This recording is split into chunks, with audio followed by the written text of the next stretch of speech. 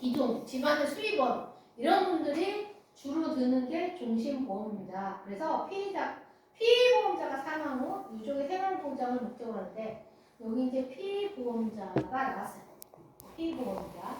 자, 보험에 가입을 해보신 분들은 아시는 텐데 등장인물 3명 있어요. 주인공이 3명이 있는데 이 주인공 3명이 명칭이 뭐냐? 계약자. 그리고 여기 나온 피보험자. 그리고 또 한 명이 있어요. 누가 있을까요? 받은 사람. 어? 나중에 만약에 그 무슨 일이 생기면 받은 사람은 받는 사람, 돈을 받는 사람, 그죠? 보험 수입자라고 합니다. 보험금을 수령하는 보험 수입자. 이렇게 3명이 등장해요. 자, 보험의 계약자는 누구냐? 보험 계약을 실제 체결을 주도하는 사람. 그리고 보험료를 내야 할 의무가 있는 사람. 그리고 그 보험 계약의 변경이 필요할 때 보험 계약의 변경을 요청할 권리가 있는 사람을 보험 계약자라고 합니다. 자, 그러면 피보험자는 누구냐? 보험의 대상이 되는 사람. 예를 들면 저희 남편이 사망하면 보험금 3억을 받는 사망보험을 가입했어요. 그러면 여기에서 피보험자는 누구냐? 남편이 피보험자가 됩니다. 저는 계약자, 피보험자. 남편이 죽어서 3억이 나온다. 이 3억을 누가 수령하게 하냐? 아들이 보험금 수입자로 한다. 이렇게 지정할 수 있습니다. 그래서 3명이 다 동일할 수도 있어요.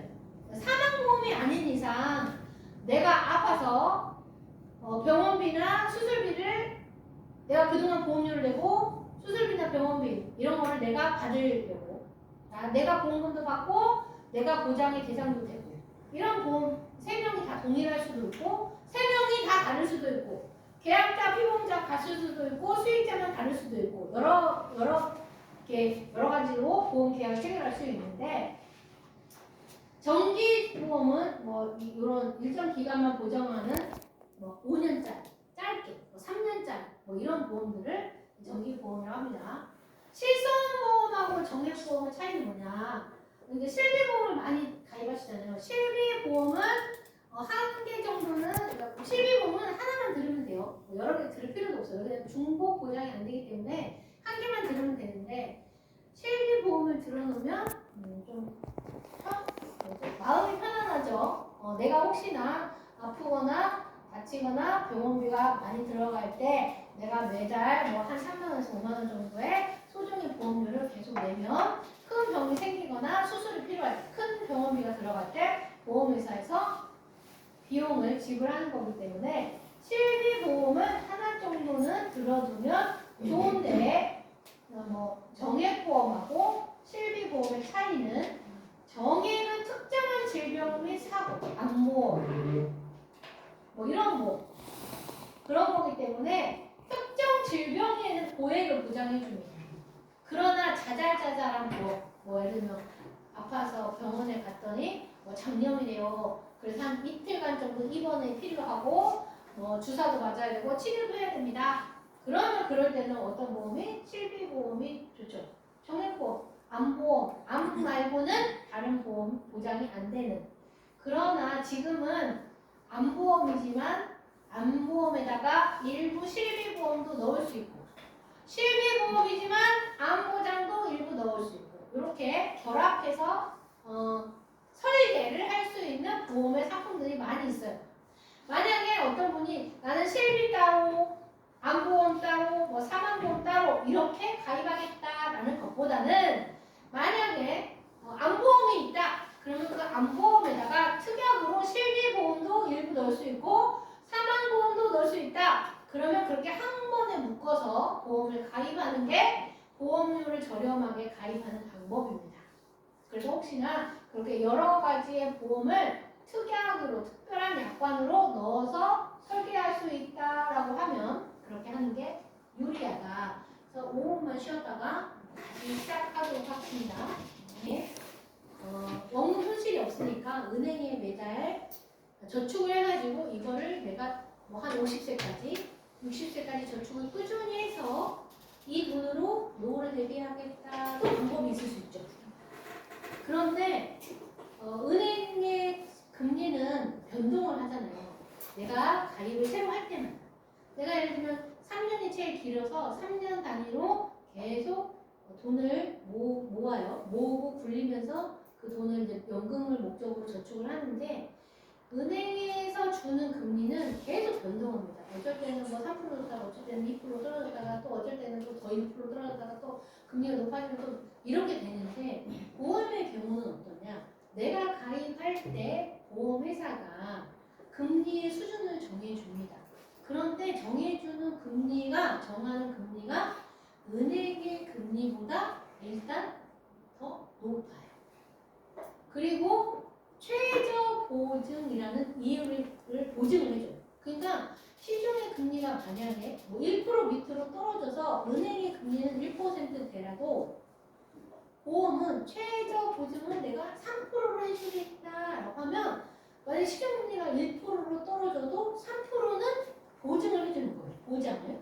그렇기 때문에 내가 노후를 위해서 어떤 저축을 하겠다라는 개념이 필요하다라고 하면 저축보다는 연금보험 상품이 훨씬 유리한 측면이 있어요. 돈을 그러니까 연금을 수령할 때 많은 연금액을 수령을 받는 방법으로는 연금보험이 저축을 꾸준히 하는 것보다 유리하다는 거예요. 그런데 연금보험 같은 거 우리가 이제 보험이라는 거를 뒤에 붙이려면 이 앞에 연금이 있잖아요. 연금 저축 상품도 있어요. 그러니까 아까 말씀드렸듯이 노후를 대비하기 위해서 저축으로 꾸준히 저축하는 연금 저축 상품도 있지만 이 뒤에 보험이 붙는 상품들은 이 상품 안에 보장이라는 기능이 반드시 들어가 있습니다. 그러니까 내가 사망을 하거나 내가 뭐 질병이나 장애가 생기거나 이런 거에 대해서 소액으로 보장을 받는 보장이 들어가야만 보험이라는 이름을 쓸 수 있기 때문에 내가 예를 들면 노후에 60세부터 매달 한 뭐 50만 원의 연금보험금을 받기 위해서 보험료를 지금 매달 한 뭐 8만 원을 낸다. 그러면 그 8만 원 안에는 보장을 받기 위한 보험료가 공제가 돼요. 빠진다는 거죠. 그러면 내가 내는 8만 원 중에 보장을 위해서 한 500원이 쓰여지고 나머지 500원을 제외한 돈에서 이 보험을 모집한 모집인에게 수수료를 또 줘야 돼요. 수수료가 나가고 나머지 금액만 적립이 되는 거예요. 은행처럼 그 돈을 보험회사가 적립하는 돈을 잘 운용해서 그 돈을 불려주는 거죠. 불려서 나에게 더 많은 금액으로 연금을 주는 겁니다. 그러니까 이 연금보험이 목적을 끝까지 가서 60세부터 연금을 받을 때는 이 연금보험이 유리해요. 은행에 저축하는 것보다. 그렇지만 중간에 내가 연금보험을 해약을 한다. 보험을 깬다. 그러면 은행에 저축하는 것보다 그러니까 못할 수가 있다. 그래서 보험을 가입할 때는 내가 이 보험의 목적을 끝까지 달성할 수 있을 거다라고 꼭 다짐을 하고 보험을 가입하셔야 됩니다. 암보험도 마찬가지고 사망보험도 마찬가지입니다. 그래서 보험은 대부분 장기이기 때문에 그 오랜 기간 동안 내게 무슨 일이 생길지는 모르잖아요. 갑자기 우리 집안이 뭐 경제적으로 안 좋아져서 어려워져서 뭐 IMF 사태 같은 게 다시 일어나지 말라는 법이 없기 때문에 우리 남편이 조그만 중소 뭐 사업체를 운영하고 있는데 뭐 경기 불황이 와갖고 뭐 장사가 안 되고 사업체가 어려워졌다. 그럼 어떻게 해요? 생활비가 부족하니까 보험 계약도 깨고 막 이럴 수 있잖아요.